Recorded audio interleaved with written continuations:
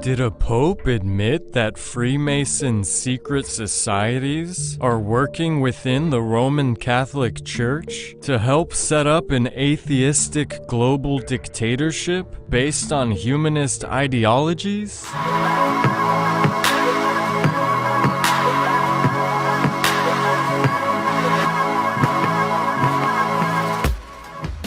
Back when he was simply known as Cardinal Ratzinger, the former head of the politico-religious nation-state known as the Vatican, Pope Benedict XVI, said in an interview with Dr. Robert Moynihan, the editor-in-chief of the Catholic journals Inside the Vatican, that the greatest danger and external enemy to the Roman Catholic Church is Freemasonry. And after transforming from Cardinal Ratzinger to Pope Benedict XVI, the Pope stated that the real threat to the Church is in the global dictatorship of purportedly humanist ideologies. These humanist ideologies are synonymous with the diabolical doctrines of Freemasonry and threaten to undermine the teachings of Christ, as well as the law of God, known biblically as the law of liberty. So what was the Pope trying to say?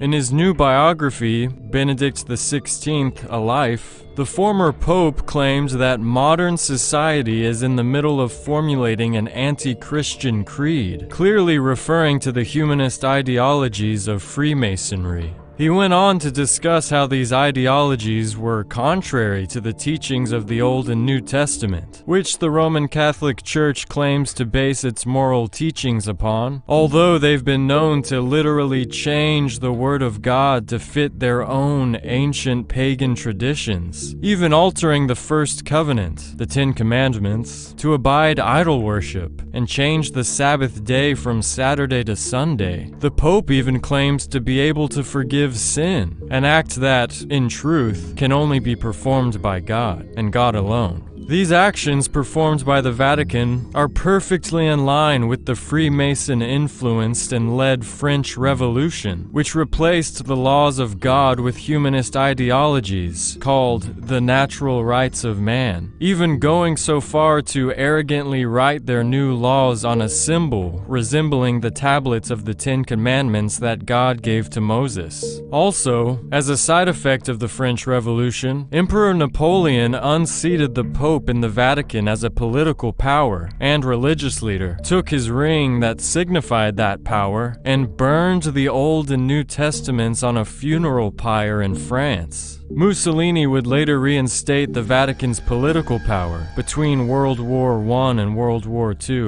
in 1929. Benedict XVI also wrote that those who oppose homosexual marriage, abortion, genetic experimentation, and other humanist ideologies are in a sense excommunicated from society, shunned or excluded, as these ideas become new laws and take their place as new standards, in an attempt to replace God's law and God's standard, similar to how the Roman Catholic Church excommunicated heretics, also known as individuals who think for themselves and draw their own conclusions, sometimes, and oftentimes, depending on the century, sentencing them to death. So have the humanist ideologies of Freemasonry already influenced the moral principles of the Roman Catholic Church? And if so, when will the transformation be complete? In other words, how long will it be until a global dictatorship will rule the world at the whim of an antichrist? Could the nightmare of this globalism he described already have begun? After all, secret societies are secret.